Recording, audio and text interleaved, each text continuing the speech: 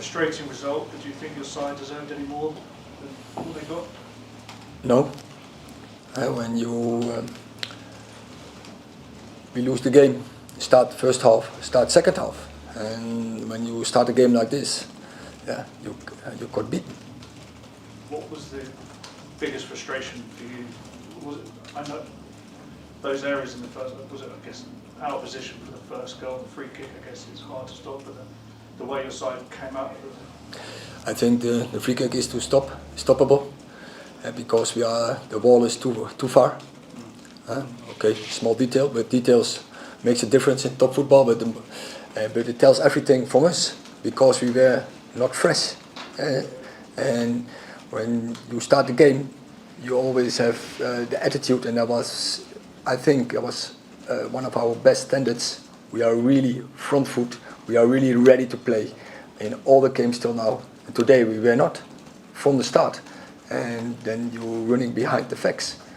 And we didn't let them run, especially in the start of the game, and we didn't follow the rules in defending, and we lose our battles.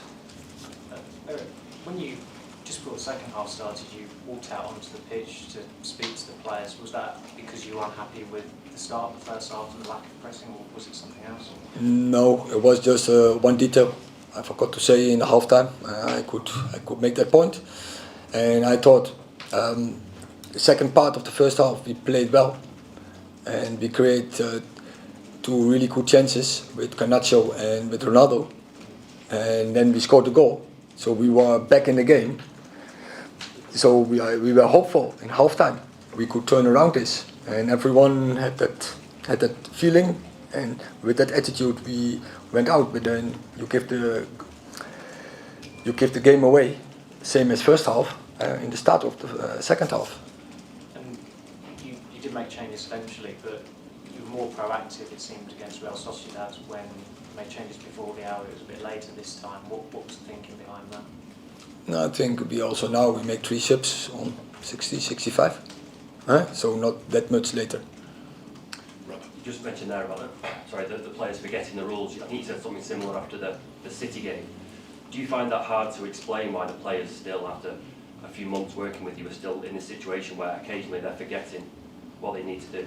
Yeah, but it's football. I already long time in football, and there are persons, human beings, are not robots, and sometimes it's the way it is, and it's psychological, but it's not acceptable. Don't get me wrong. We have to be ready for every game, and don't give a game so easy away. Michael. Hi, Erik. Was this a game that underlines how important Bruno Fernandes is for your team? Bruno Fernandes is an important player, but what you want to express, no, I don't have that feeling. It's about also the players who are now on the pitch have to win this game, and they can do their work, and if they do their work, so if they do their job 100%, with passion and desire, following the rules and the principles of football, then we win this game. And how did you feel Donny did in Bruno's absence? He played in the same position, obviously. That's always difficult when you are playing with 10 others and it's not the day from the team, to value an individual. And I think it was collectively that we bring a bad performance. Okay. Erik, along with Donny, you've started that front three, played against Sociedad as well, with Rashford out on the right. How did you feel Rashford? Do you think he's suited to that position out on the right there as well? No. Yes, he can play there. You see also his stats. I think he scores across all the 3 positions in front. He scores equal, or almost equal. But for me, best position for Rashford is number 9, or coming out from the left, clear. But we have in our front line, we have our problems, and so for this game, it was the best balance. Erik, did Aston Villa shape surprise you today? Surprise, we didn't know. And new manager coming in, what he's going to do, and we knew before. Okay, we have to read it because he will change.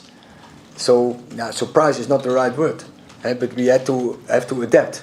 But that is what I can expect from our players, that we read that organization, and if we follow the rules, and especially when we win the battles, and especially when we keep the ball, then it's no problem.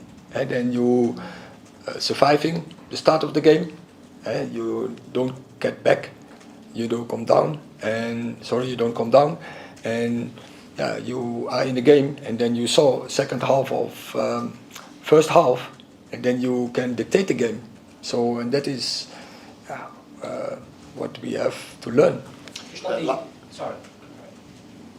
Last two, one at the front and one at the back. You've been on such a good run. How big a setback is this for you? It's disappointed, but I know in the process it will not go only the way up, and setbacks will come, and we have to deal with that.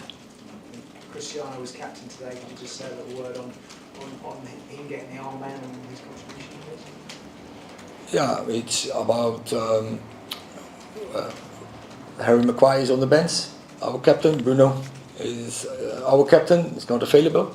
And then it's about David de Gea, leader, but goalie is far away from the outfield. Then Casemiro is the leader. Licha can be eventueel leader. Casemiro is not speaking 100% perfect English. And then Cristiano is the leader, and I think especially is the leader of the team. So then he is the band, clear. Last question, Carl. Mr. Ten Hag, speaking of Cristiano, it seemed as if you were trying to deliver a lot of crosses in the second half of the first half. Is this something you're going to try more to help Ronaldo deliver it in the air for him? No, I think it was stupid to do that. Because we delivered too quickly crosses in from too far and too much forcing, then we don't help him. We have to bring in the crosses in the right moment. So this was more something you corrected in the second half rather than something you told them to do?